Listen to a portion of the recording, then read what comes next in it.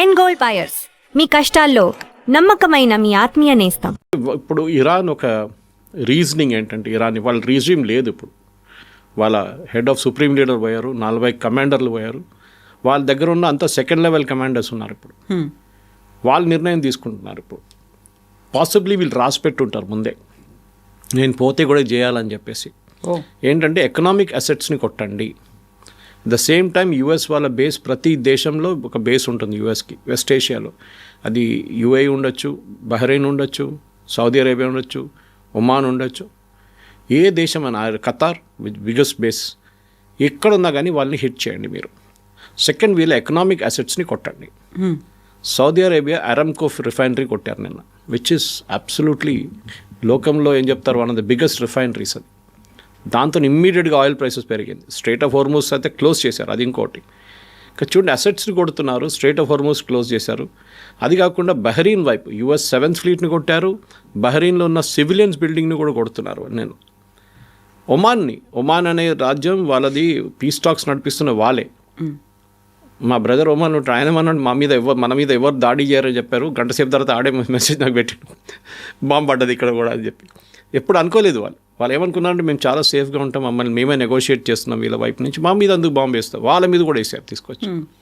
So ఇదొక problem వస్తుంది. Iran 2 reasons ఉండొచ్చు కవిత గారు దీంట్లో. ఒకటి, ఇరాన్ ఏం చెప్తున్నా అంటే, వీ విల్ నాట్ సరెండర్.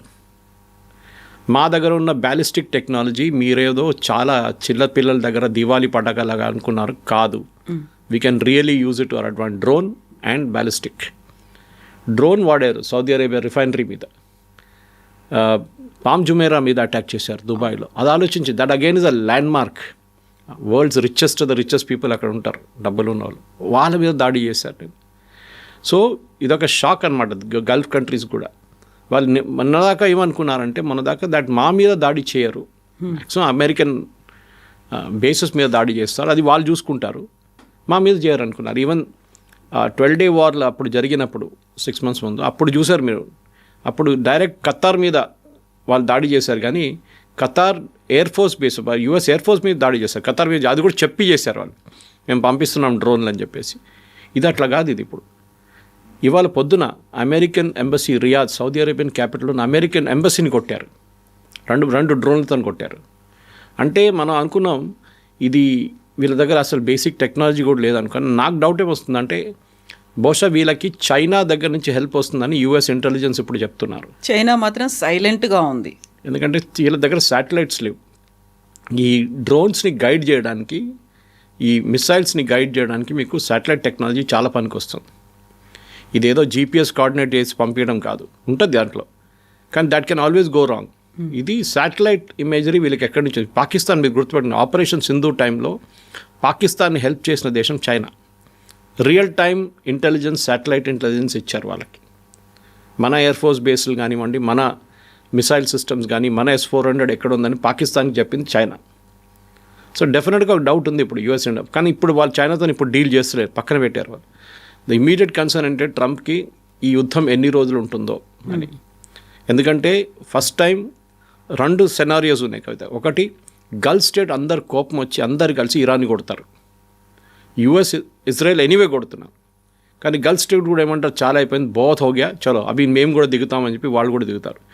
మీరు ఇజ్రాయెల్ మీద దాడి చేయండి, మీరు యుఎస్ మీద దాడి చేయండి, మా మీద ఎందుకు చేస్తున్నారు, మా ప్రజల మీద ఎందుకు చేస్తున్నారు. ఇన్ఫ్యాక్ట్ మా ఊరు నుంచి ఒక ఆయన మొన్న బయటకు వచ్చి నిలబడితే ఆయన మీద ఒక డ్రోన్ పీస్ వచ్చి పడ్డది. ఈ lost his leg from my home town. ఆయన తప్పు, బయట రాకూడదని చెప్పారు. అప్పుడు బయట వచ్చి నిలబడి చూడడానికి మన హ్యూమన్ టెండెన్సీ ఉంటుంది కదా అది. సో ఇప్పుడు జరిగే దాంట్లో కవిత గారు, ద మోస్ట్ డేంజరస్ థింగ్ ఏంటంటే, ఒకటి ఆయిల్ ప్రైసెస్ అదైతే పెరుగుతుంది, కానీ $10 పెరిగి అక్కడే స్టేషనరీగా ఉంది, మూవ్ కావట్లేదు. ఎందుకంటే ఓపెక్ వాళ్ళ ప్రొడక్షన్ పెంచేశారు. So that will strait of Hormuz open పెట్టడానికి చాలా క్రూషియల్. ఎందుకంటే సూయజ్ కెనాల్ నుంచి వచ్చి, స్ట్రైట్ ఆఫ్ హార్మూజ్ నుంచి వచ్చి ఒక యూటర్న్ తీసుకుంటుంది చిన్న, at the widest point near Gulf of Oman, 36 kilometers అంతే ఇది వెడల్పు.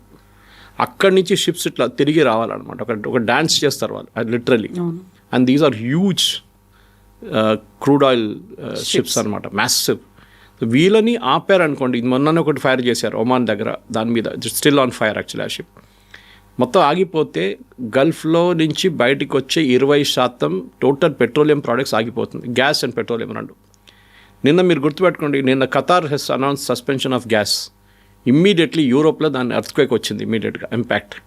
ఎందుకంటే యూఎస్ చాలా మటుకు రష్యన్ గ్యాస్ ఆపిన తర్వాత ఖతార్ మీద డిపెండెంట్గా ఉన్నారు, కొంచెం సౌదీ అరేబియా మీద కూడా. కానీ Qatar is the largest producer, Iran is the second largest producer. Iran నుంచి తీసుకోలేరు, ఖతార్ నుంచి ఇప్పుడు ఖతార్ వాళ్ళ ప్రొడక్షన్ ఆపేశారు, వాళ్ళ బేస్ మీద కూడా అటాక్ చేశారు, గ్యాస్ బేస్ మీద. రష్యా, ఇప్పుడు ఆలోచించండి, నేను మొన్న ట్వీట్ చేశాను, బహుశా మీకు చెప్పుంటాను. I tweeted that president Trump భారతదేశం మీద ఇంకొక 25% పెడతారంట టారిఫ్. ఎందుకంటే మీరు రష్యా దగ్గర నుంచి ఆయిల్ కొనట్లేదని చెప్పి. రష్యా దగ్గర నుంచి కొనండి ఆయిల్ అని. నిన్నప్పుడు చూస్తే నేను ఈవినింగ్ కాగానే the ministry of external affairs I sent out and appeal to government of India, మీరు యూఎస్తో మాట్లాడి చెప్పండి మాకు అర్జెంటుగా రష్యా దగ్గర నుంచి ఆయిల్ కొనాల్సిందే, ఇంటర్వ్యూన్ అవ్వండి ఇప్పుడు. బికాస్ మిగతా ఆయిల్ సోర్సెస్ బంద్ అయిపోయినాయి ఇప్పుడు. లేకుంటే మనం $80 $90 పర్ బ్యారెల్ ఇవ్వాల్సి వస్తుంది, రష్యా 40కి ఇస్తున్నారు మనకి డిస్కౌంట్లో. సో సిచ్యువేషన్ ఆ పరిస్థితికి వచ్చేసింది అనమాట. ఎకనామిక్లీ ఇరాన్ కొడుతున్నారు, బహుశా ఎక్కువ రోజులు ఉండదు వాళ్ళ దగ్గర. ఎందుకంటే ఎన్ని మిసైల్స్ ఉన్నాయి ఇరాన్ దగ్గర, ఆన్ దేర్ ఓన్ వాళ్ళ దగ్గర ఉన్న 20,000 బ్యాలిస్టిక్ మిసైల్స్ ఉన్నాయి. దాంట్లో ఆల్రెడీ ఒక 5,000-6,000 వాడుకున్నారు. మిగతా దాన్ని యూఎస్ డిస్ట్రాయ్ చేశారంటారు, ఎంత డిస్ట్రాయ్ చేస్తే తెలియదు. వాళ్ళు మ్యాక్సిమం స్టాక్ పైల్స్ వాళ్ళది పెట్టుకున్నది హెజ్బుల్లా దగ్గర ఉంది, హెజ్బుల్లాకి పంపించారు వాళ్ళు. రేపు ఏమైనా అయితే ప్రాబ్లం అయితే మీరు అక్కడి నుంచి షూట్ చేయండి, మేము ఇక్కడి నుంచి చేయలేమని చెప్పి హెజ్బుల్లాకి ఇచ్చారు. హెజ్బుల్లా దగ్గర 120,000 మిసైల్స్ ఉన్నాయి. దాంట్లో చాలా మటుకు వాళ్ళు ఇజ్రాయెల్ వాళ్ళు డిస్ట్రాయ్ చేశారు, ఫస్ట్ ఆ వార్లోనే డిస్ట్రాయ్ చేశారు October 7 తర్వాత. ఇంకెంత ఉందో అని అడిగితే 40,000 ఉందంటున్నారు ఇప్పుడు దాకా. ఆ 40,000లో ఆల్మోస్ట్ ఒక 5,000 మొన్న వాడారు వాళ్ళు లాస్ట్ 1 వీక్లో. దాన్ని కూడా ఇజ్రాయెల్ తర్వాత ధ్వంసం చేశారు, లాంచెస్ని ధ్వంసం చేశారు, మిసైల్ ప్రొడక్షన్. ఇప్పుడు ఇరానియన్ మిసైల్ ప్రొడక్షన్ ఫెసిలిటీ మీద కొడుతున్నారు అమెరికా. ఎందుకంటే ఏ ఫ్యాక్టరీ అన్నా వీళ్ళని హెల్ప్ చేస్తున్నారో ఈ మిసైల్ ప్రొడక్షన్ వాళ్ళు కొడుతున్నారు. సో మనం ఐ థింక్ అమెరికా కూడా ఇరానియన్ టెక్నాలజీని అండర్ ఎస్టిమేట్ చేశారు. ఇరాన్ దగ్గర ఏదో చిన్నపిల్లల దగ్గర ఉన్న దివాళీ రాకెట్ లాగా పటాకాలాగా అనుకున్నారు, కాదు. I think they got a very sophisticated technology వాళ్ళ దగ్గర. Iranian education system is one of the best. వాళ్ళ మెడిసిన్, ఇంజనీరింగ్, లైఫ్ సైన్సెస్ చాలా మంచిది వాళ్ళది. And I think they really వాళ్ళు వాడుకున్నారు ఆ టెక్నాలజీని. టర్కీ దగ్గర నుంచి ఏమైనా నేర్చుకున్నారా, చైనా దగ్గర నుంచి టెక్నాలజీ తీసుకున్నారు? Yes, possible. చైనా దగ్గర నుంచి డెఫినెట్ తీసుకొని ఉంటారు. రష్యా వైపు నుంచి ఎక్కువ తీసుకోలేదు, ఎందుకంటే రష్యా దగ్గర ఇప్పుడు లేదు, they don't have any stock piles. అంటే వాళ్ళ దగ్గర మిసైల్ తీసుకొచ్చి పెట్టే స్పేస్ కూడా లేదు వాళ్ళ దగ్గర. ఆ పరిస్థితుల్లో ఇప్పుడు నెక్స్ట్ 3 రోజుల్లో అమెరికా ఇవాళ పొద్దున వార్నింగ్ ఇచ్చారు ట్రంప్ దట్ చాలా పెద్ద ఒక అటాక్ జరగబోతుంది, we will attack them with everything అన్నారు. ఆ everything is going to be very dangerous. ఎందుకంటే దాని తర్వాత మళ్ళీ వెస్ట్ ఏషియా ఎక్స్ప్లోడ్ అవుతుందో లేదో మనం చెప్పలేం. ఇప్పుడు దాకా మనమైతే సేఫ్ ఉన్నాం, మన వైపు ఏం రాలేదు. కానీ ఇక్కడ మనకు అన్నిటికీ పెద్ద ప్రాబ్లం రాబోతుంది పెట్రోలియం ప్రైసెస్. అది మనకి రష్యా దగ్గర నుంచి కొనుక్కుంటే వీ విల్ రెడీ, శాంక్షన్స్ పెట్టండి మా మీద, మాకు కావాలి రష్యా దగ్గర తీసుకుంటామంటాం మనం. అండ్ ప్రెసిడెంట్ ట్రంప్ ఆల్సో వాళ్ళు ఏం చేయరు, they will agree to it. ఈ పరిస్థితుల్లో రష్యా గ్యాస్ కూడా సప్లై చేయాల్సి వస్తుంది యూరోప్కి. అది ఆపెట్టారు. నార్త్ స్ట్రీమ్ ఒక పైప్ లైన్ ఉంది గ్యాస్ది, అది ఆఫ్ చేసి పెట్టారు వీళ్ళు యూరోపియన్. మాకు అక్కర్లేదు గ్యాస్ మీ దగ్గర నుంచి అని చెప్పి ఇప్పుడు అడుగుతున్నారు నిన్నటి నుంచి, ప్లీజ్ మాకు గ్యాస్ ఇవ్వండి అని చెప్పి. బికాస్ యూరోప్లో వింటర్ ఇప్పుడే అవుతుంది. సో దట్ మ్యాసివ్ ఇంపాక్ట్ ఉండబోతుంది యూరోప్ మీద. పెట్రోలియం ప్రైసెస్ డబుల్ అయిపోతుంది యూరోప్లో. ఎందుకంటే యూరోప్ దగ్గర ఒక్క ప్లేస్ కూడా పెట్రోలియం ప్రొడక్షన్ ఫెసిలిటీ లేదు వాళ్ళ దగ్గర. రిఫైనింగ్ స్పేస్ ఉండొచ్చు కానీ పెట్రోలియం ప్రొడక్షన్ లేదు. సో మన వైపు నుంచి మనం వెనజువేలా, యుఎస్, రష్యా వీళ్ళు 3 సోర్సెస్ నుంచి మనం తీసుకోవాల్సి వస్తుంది. ఈ వార్ ఎండ్ అయిపోతే, స్ట్రైట్ ఆఫ్ హార్మూజ్ ఓపెన్ అయిపోతే దెన్ సిచ్యువేషన్ మళ్ళీ బ్యాక్ టు నార్మల్ వచ్చేస్తుంది. కానీ దాని టైం పడుతుంది. మినిమం ప్రెసిడెంట్ ట్రంపే చెప్తున్నారు ఒక నెల పడుతుందని చెప్పేసి. 3-4 వీక్స్ కంటిన్యూ అవ్వచ్చు అంటున్నారు. We have enough stock. వాళ్ళకి డౌట్ ఏముందంటే నిన్న రాత్రి కూడా జనరల్ పెట్రోల్స్ వాళ్ళ రిటైర్డ్ చీఫ్ అన్నారు, చీఫ్ ఆఫ్ స్టాఫ్ ఉన్న యుఎస్ ఆర్మీది, ఆయన ఏమన్నారంటే I have a doubt America దగ్గర అన్ని మిసైల్స్ ఉందా లేదా అని చెప్పి. మా దగ్గర అన్ని మిసైల్స్ ఉందా లేదా నాకు డౌట్ ఉంది, ఎందుకంటే చాలా వాడుతున్నాం మనం, whether we have that enough production అంటే. Yesterday Trump has given an indication saying full production నడుస్తుంది, we will have no shortage of missiles. కావాలంటే బ్రిటన్ దగ్గర తీసుకుంటాం, జర్మనీ దగ్గర తీసుకుంటాం, ఫ్రాన్స్ దగ్గర తీసుకుంటాం. France has moved the aircraft carrier move చేశారు గల్ఫ్కి. యూకే పార్టిసిపేట్ చేయట్లేదు, భయపడుతున్నారు యూకే, ఎందుకంటే వాళ్ళ దగ్గర పెద్ద ఒక ముస్లిం పాపులేషన్ ఉంది. యూకేలో వాళ్ళు మళ్ళీ ఏదైనా అటాక్ చేస్తారని భయం ఉంది. Protestలు వితిన్ యూకే ప్రొటెస్ట్ చేసి ఏమైనా అటాక్ చేస్తే ప్రాబ్లం అవుతుందని చెప్పి నిన్న పార్లమెంట్లో కూడా వాళ్ళ పార్లమెంట్లో చాలా పెద్ద ప్రాబ్లం జరిగింది నిన్న డిబేట్లో. నేను చూశాను, లైవ్గా చూశాను. ఇప్పుడున్న పరిస్థితుల్లో కవిత గారు ఇట్స్ అ మెస్. ఇది ఎన్ని రోజులు ఎవరికి కెపాసిటీ ఉందో దాని మీద ఉంటుంది. ఇరాన్ది అయితే డెఫినెట్లీ ఇరాన్కి ఒక రోజులు ఒక 3-4 వేలు వాళ్ళు యూజ్ చేస్తే కూడా వాళ్ళకి వారం రోజు తర్వాత వాళ్ళు ఏం చేయలేరు. And that is going to be very crucial. Iranian regime పడిపోతుందా లేదా అని ఇప్పుడు అందరూ అదే చూస్తున్నారు, ఎదురు చూస్తున్నారు అనమాట. ఏ రోజు వాళ్ళు అగ్రీ చేస్తారో దెన్ సిచ్యువేషన్ మారిపోతుంది. ఇప్పుడు ఒమాన్ మాట్లాడుతున్నారు, పీస్ టాక్స్ నడుస్తుంది, మళ్ళీ జెనీవాలో స్టార్ట్ చేద్దామని చెప్తున్నారు. కానీ నాకైతే డౌట్ ఉంది, Iranian regime will not change. ఎందుకంటే వాళ్ళకి ఎండ్ గేమ్కి వచ్చేసారు. ఇప్పుడు పోతే మేము అందరు పోతాం. స్పెషలీ వాళ్ళ రెవల్యూషనరీ గార్డ్ 140,000 మంది ఉన్నారు.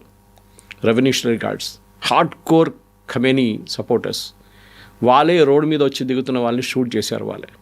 నెక్స్ట్ వాళ్ళది ఒక సెమీ ఒఫీషియల్ ఉంది, ఒక గ్యాంగ్ లాగా ఉంది, అది 180,000. That's another form of IRGC. వాళ్ళ ఆర్మీ ఏమో 8 లక్షల మంది ఉన్నారు. ఆర్మీ వాళ్ళ దాకా ఇంటర్ఫియర్ చేయలేదు.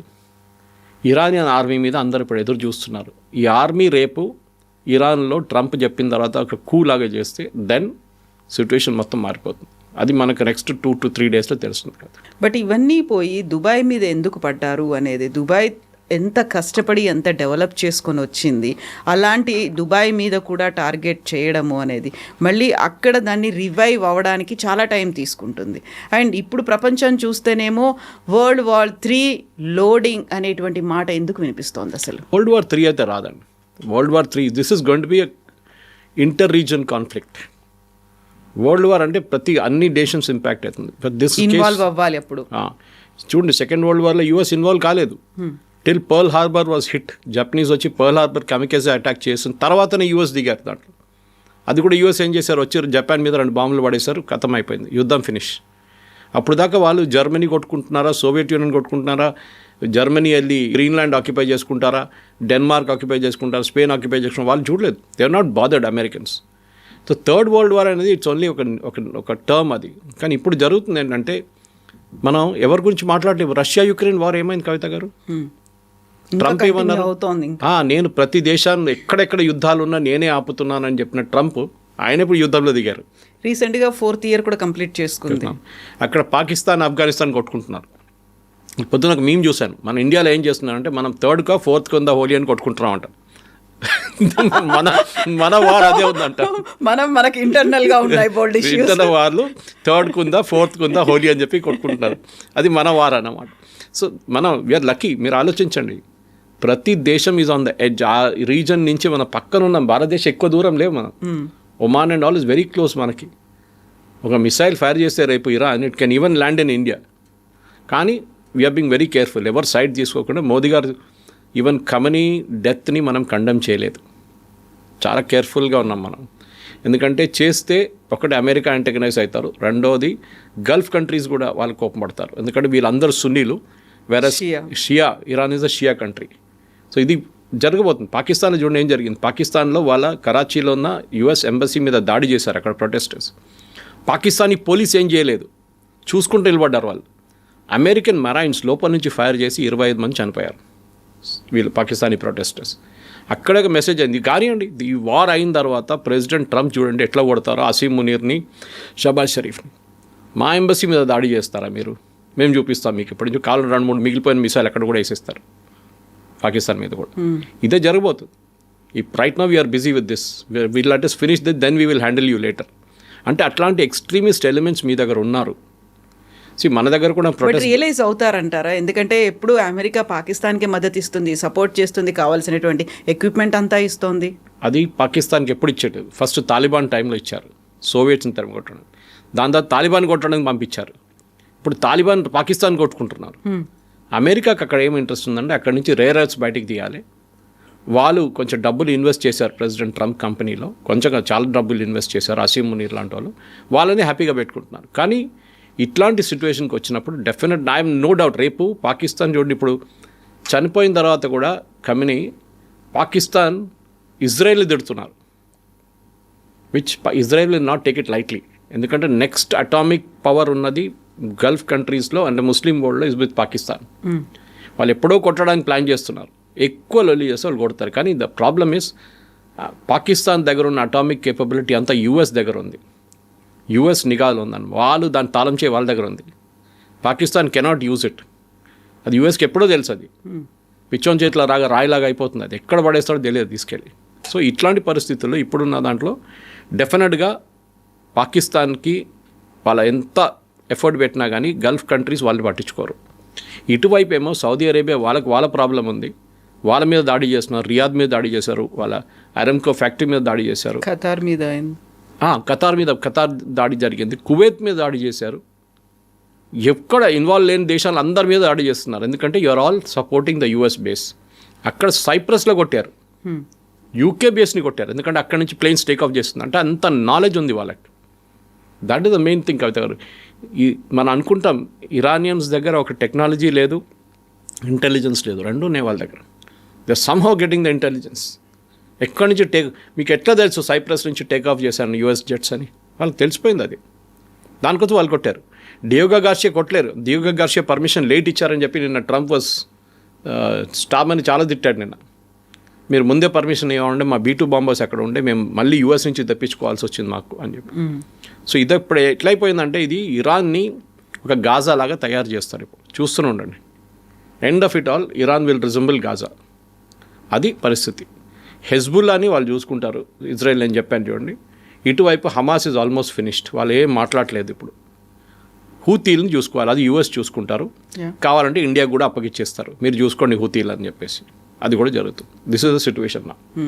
సో ఇరాన్ నుంచి నినాదాలు వచ్చేవి, death to Israel, death to America అని వచ్చేది. ఆ రెండూ కలిసాయి. ఇప్పుడు ఖమేనీని చంపేసిన తర్వాత స్టిల్ అదే కండిషన్ ఇంకా కంటిన్యూ అవుతుంది. ఎందుకంటే ఒక స్ప్లిట్ అనేది ఇరాన్లో కూడా కనిపించింది.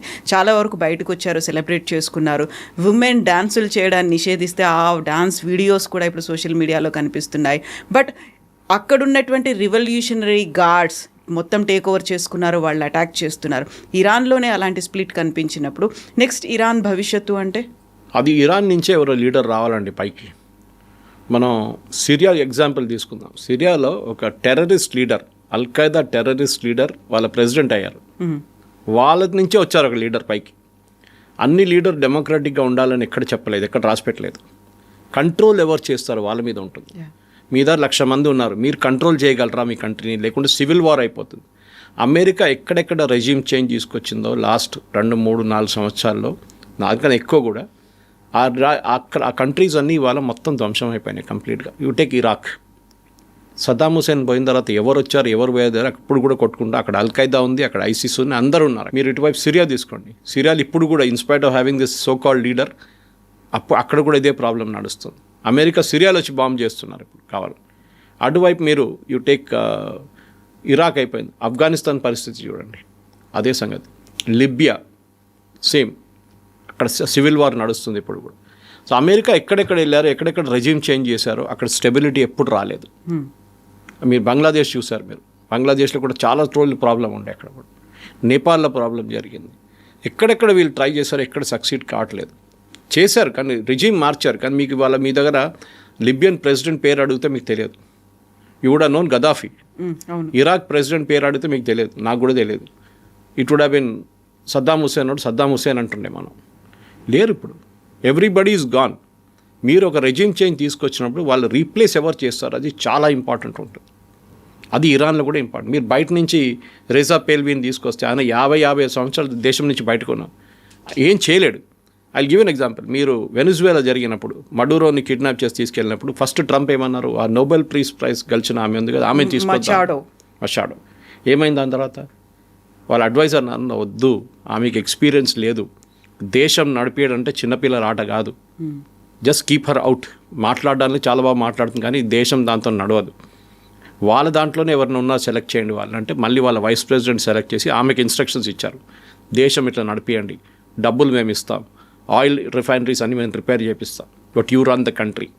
దానికోసం వెనిజువేలాలో ఇవ్వాల దాకా మీరు ఒక రైట్ వినలేదు, ఒక ఫైటింగ్ వినలేదు, ఒక ఫైరింగ్ వినలేదు, ఏం జరగలేదు. అక్కడ చాలా పీస్ఫుల్గా నడుస్తుంది. బట్ అక్కడ కూడా ఇప్పుడు ఇరాన్లో కూడా మేమే నెక్స్ట్ ఎవరు అనేది డిసైడ్ చేస్తామని ట్రంప్ చెప్తున్నాడు. నిజంగా అది పాసిబిలిటీ ఉందా? ట్రంప్ డిసైడ్ చేయలేరు. He cannot decide. అదైతే చాలా క్లియర్. ట్రంప్ డిసైడ్ ఏం చేయగలరంటే ఇరాన్ని పోస్ట్ రూలర్ ఎవరు వస్తారో వాళ్ళని వాళ్ళ వైపు ఉంచుకోవడం, వాళ్ళు ఫండింగ్ చేయడం చాలా ఇంపార్టెంట్ ఉంటుంది. ఇరాన్లో కవిత గారు రాజా పేల్వి ఫస్ట్ వీళ్ళ ఫాదర్ ఉన్నప్పుడు 79లో డిపోజ్ అయ్యారు ఆయన. 79 నుంచి 2026 వచ్చేదాకా ఇరానియన్ కరెన్సీ 99% డీవాల్యూ అయిపోయింది. ఎగ్జాంపుల్ ఇస్తాను, మన రూపీస్ తీసుకుందాం. మనం 100 రూపాయలు మీరు బ్యాంకులో వేస్తే మీ డిపాజిట్లో ఆ 100 రూపాయలకి ఇవాళ విలువ ₹1. ఆలోచించండి, మీరు బ్యాంక్లో ₹1,00,00,000 వేశారు, దాని విలువ ఎంత ఉంటుంది ఇవాళ? పోయింది, మొత్తం డబ్బులే పోయింది, complete wiped out. Iranian currency worthless అయిపోయింది. పేపర్ ఇప్పుడు ఒక లోఫ్ బ్రెడ్ కొనాలంటే చిన్న ఒక ట్రక్లో తీసుకెళ్ళాలి డబ్బులు అంతా. అక్కడే ప్రాబ్లం అంతా స్టార్ట్ అయింది. ఇప్పుడు 6 నెలల ముందు మన ప్రొటెస్ట్ ఎందుకు స్టార్ట్ అయింది, అక్కడ బాజారీస్ అంటారు, అంటే బాజార్ నడిపిస్తున్న వాళ్ళు, ట్రేడర్స్. వాళ్ళు ఏమంటున్నారు అంటే మా దగ్గర ఎవరు రావట్లేదు కొనడానికి, nobody is coming to buy anything from us. మేమేం అమ్మాలి, మేము కరెన్సీకి వాల్యూ లేదు, నీళ్ళు లేవు వాళ్ళ దగ్గర. ఇప్పుడు పవర్ సప్లై ఎరాటిక్గా ఉంది. ఎందుకంటే ఇరాన్ దగ్గర మేము చెప్పాను చూడండి, 2nd largest gas production in the world. Capacity production కాదు, వాళ్ళ దగ్గర ఉన్న asset. 3rd largest oil reserves in the world. First is Venezuela, 2nd Saudi Arabia, 3వది ఇరాన్. గ్యాస్లో first is Qatar, 2nd is Iran. కానీ లాస్ట్ 3 సంవత్సరాల్లో Iran produce చేసింది total oil ప్రొడక్షన్లో 3%. మినిమం 20-22% ప్రొడ్యూస్ చేయాల్సిన ఒక కంట్రీ ఇస్ డూయింగ్ ఓన్లీ 2%, 3%. అక్కడ ఎందుకంటే యూఎస్ టోటల్ బ్యాన్ పెట్టేశారు, ఎవ్వరు కొనకూడదు వీళ్ళ దగ్గర నుంచి ఆయిల్ అని చెప్పి, రష్యా లాగానే. అక్కడే ప్రాబ్లం వచ్చింది. సో ఇరాన్ ఒక చాలా మోడర్న్ నేషన్ ఉండే రిజా పెల్వి టైంలో. ఆఫ్ కోర్స్ ఈ వాజ్ ద డిక్టేటర్, అది పక్కన పెడదాం మనం. అబ్సల్యూట్ డిక్టేటర్, యూజ్లెస్ ఫెలో అని చెప్పొచ్చు, కానీ కంట్రీ నడిపించారు. సద్దాం హుసేన్ కూడా మీరు అట్లని చెప్పొచ్చు, absolute dictator, 3rd rate character అని చెప్తే కానీ దేశం నడిపించాడు. గదాఫీ కూడా సేమ్ థింగ్. స్టెబిలిటీ ఉండే వాళ్ళకి, whether you agree with that stability concept అన్నాడు, అది ఇంకోటి. కానీ ఇప్పుడు ఏంటంటే ఇరాన్లో ఈ ఇరానియన్ రెవల్యూషన్ తీసుకొచ్చిన టైం నుంచి ఇప్పుడు దాకా ఫస్ట్ 8 సంవత్సరాలు ఖొమేనీ ఉండే, దాని తర్వాత 40 సంవత్సరాలు ఖమ్నై. ఈ 40 సంవత్సరాల్లో కంప్లీట్ ఎకానమీని ధ్వంసం చేశారు వాళ్ళు. షరియా లా మీద ఇంపార్టెన్స్ పెట్టి అన్ని దేశాలతో కొట్లాడుకొని అమెరికాతో పంగా పెట్టుకున్నారు. అది లాస్ట్ ఇప్పుడు ఈ సిచ్యువేషన్కి ఎట్లా వచ్చిందంటే ఇప్పుడు ఇరానియన్ కరెన్సీకి వాల్యూ లేదు. ఇన్ఫ్లేషన్ ఏమో 49 నుంచి 55% ఇన్ఫ్లేషన్ ఉంది, కొంతమంది 80% అంటున్నారు. ప్రజలకి తినడానికి ఎక్కువ తిండి లేదు అక్కడ, వాళ్ళు సఫర్ అవుతున్నారు. కానీ వాళ్ళ ఎడ్యుకేషన్ సిస్టమ్ చూస్తే one of the best in the world. వాళ్ళ దాంట్లో 98% మహిళలు ఎడ్యుకేటెడ్. చాలా ఎడ్యుకేషన్ సిస్టమ్ సూపర్ ఇరాన్లో. వాళ్ళ దగ్గర పోస్ట్ గ్రాడ్యుయేట్ లెవెల్లో కూడా చాలా మంచి education, even their medical education. మన భారతదేశం నుంచి చాలామంది కశ్మీర్ వైపు నుంచి షియా పిల్లలు వెళ్తారు అక్కడ చదువుకోవడానికి, కార్గిల్ వైపు నుంచి. This is very important. Iran దగ్గర పొటెన్షియల్ ఉంది, ఆ పొటెన్షియల్ని నడిపించడానికి వీళ్ళకి తెలియదు. రేజా పేల్వీని ఎందుకు తీసేశారు బయట అంటే కరప్షన్, అబ్సల్యూట్ కరప్ట్ ఉండే ఆయన. యుఎస్ వాళ్ళని వాడుకున్నారు. ఆయనకన్నా ముందు ఉన్న ప్రెసిడెంట్ మొహమ్మద్ మెజీబ్ ఆయన కిందకి దింపారు 1953లో. వీళ్ళందరూ కలిసి చేశారు పని. ఎవరు? యూకే MI6 అండ్ CIA కలిసి చేశారు. ఆయన పక్కన పెట్టి ఈయన తీసుకొచ్చారు షా ఆఫ్ ఇరాన్ని. ఆయన అసలు దేశం మొత్తం ధ్వంసం చేశారు. ఖొమేనీ దాని తర్వాత వచ్చారు. He lead the revolution after that. ఆయన ఒక లీడర్గా ఎగిరాడు ఆయన, కానీ 8 సంవత్సరాలు ఉండలేకపోయారు ఆయన. After 8 years he died. కానీ ఈ రిలీజియస్ లీడర్స్ ఏంటంటే వాళ్ళు ఒకటే రూట్ ఉంటుంది వాళ్ళది, రిలీజియన్ ఎక్స్పాండ్ చేయడం, ఆ రిలీజియన్ని కంట్రోల్ చేయడం, మహిళల్ని కంట్రోల్ చేయడం, మహిళల్ని బయట రాకుండా. మీరు చూస్తుంటారు బుర్కా ఏ లేదు, హిజాబ్ ఏ లేదని చెప్పి ఎంతో మహిళలను చంపారు వీళ్ళు, జుట్టు కనిపిస్తోంది అని. అది సో డెఫినెట్గా ఇరాన్లో కొత్త లీడర్షిప్ రావాలంటే నెక్స్ట్ ఒక 2 to 3 weeksలో వాళ్ళ దాని నుంచే ఎవరినైనా సెలెక్ట్ చేయాల్సి వస్తుంది. కానీ ఈ నేషనల్ గార్డ్, రెవల్యూషనరీ గార్డ్స్ ఉన్నారు చూడండి, వాళ్ళని ఫస్ట్ ట్యాకిల్ చేయాల్సి వస్తుంది. వాళ్ళ టాప్ లీడర్షిప్లో 22 మందిని చంపేశారు మన బాంబింగ్లో. ఇన్ఫ్యాక్ట్ ఆ బాంబింగ్ కూడా చాలా, నేను ఇవాళ పొద్దున కూడా I was listening to an Israeli expert, intelligence expert. ఆయన ఏం చెప్తున్నా అంటే ఇంత హైలీ ప్రొటెక్టెడ్గా ఉన్న మనిషి, ఖమేనీ లాంటి మనిషిని మీరు ఒక ఓవర్ గ్రౌండ్ ప్యాలెస్లో పెట్టి ఓపెన్ ఏరియాలో, అంటే ఓపెన్ ఏరియా అంటే నాట్ అండర్ గ్రౌండ్, పైన ఒక బిల్డింగ్లో పెట్టి దాంట్లో ఒక 100-200 మంది కమాండర్స్ని తీసుకొస్తే వీళ్ళందరూ చూసుకుని కూర్చుంటారు అక్కడ. In fact the operation was planned on Tuesday, వెనస్డేకి పోస్ట్పోన్ చేశారు, థర్స్డేకి పోస్ట్పోన్ చేశారు, ఫ్రైడేకి పోస్ట్పోన్, లాస్ట్ సాటర్డే పొద్దున కొట్టారు. ఎందుకంటే వీళ్ళు అనుకున్నారు ఇప్పుడు దాకా ఇజ్రాయెల్ మా మీద దాడి చేసినప్పుడు రాత్రిపూట చేశారు, పొద్దున పూట ఎప్పుడు చేయలేదు. వాళ్ళు కొట్టరు మామూలు. కానీ it is absolute blunder. In fact that Israeli expert saying మీద ఒక డోర్ మీద బోర్డు కూడా పెట్టుంటారు, here lives company family, please knock and enter the door అని, please knock the door and enter. అంత ఓపెన్గా పెట్టుకున్నారు మీరు. ఓకే, అప్పుడు తెలుస్తుంది అంటే ఇవాళ వచ్చిన రిపోర్ట్లో ఇజ్రాయెల్ వాళ్ళు ట్రాఫిక్ సిగ్నల్ కెమెరాలు కూడా హ్యాక్ చేశారంట. ఈ లీడర్స్ అందరూ ట్రావెల్ చేస్తున్న రూట్ చూసుకోవడానికి మన దగ్గర ట్రాఫిక్ కెమెరాస్ ఎందుకు పెడతారు, బండి ట్రాక్ అది కూడా ఇజ్రాయెల్ వాళ్ళు హ్యాక్ చేశారట. దాన్ని హ్యాక్ చేసి వీళ్ళందరూ ఏ రూట్లో వెళ్తున్నారు, ఎక్కడికి వెళ్తున్నారు కనుక్కుంటే అందరూ ఒకటే రూట్లో వెళ్తున్నారంట.